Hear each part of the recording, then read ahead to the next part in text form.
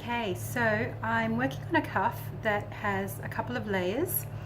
There's the base layer, and then on top there's three separate pieces of silver wire, 2 half rounds and a braided wire, and I want to solder these so that they will become one unit that I can then form into a cuff.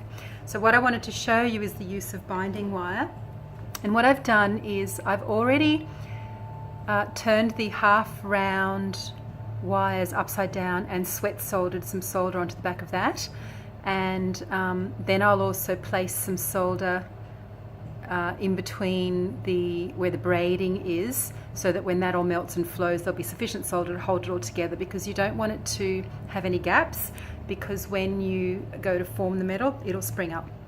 Now the thing that I wanted to show you today is using the binding wire, which is thin steel wire, and I basically just loop it around and then give it a few twists on the top, because I'm going to sit it like this on my honeycomb to solder, and I don't want pokey bits at the bottom making the piece move, because that makes it a bit more difficult.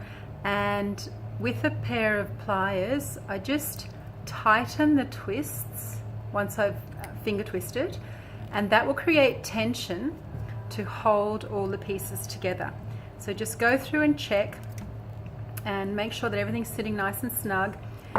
When you go to solder this and flux it, of course, do look for any rising points or bits that aren't sitting down from the top level to the bottom level, and use your long nose tweezers to press them down once the solder has flowed and the metal is still warm, and then hold the tweezers there, back the heat away until it cools, and just work your way along the cuff, and you'll find that you should get a good seam, a join between the top pieces and the bottom pieces. So that's my little thing for today, and I should show you what an end result one looks like. So bear with me 1 second.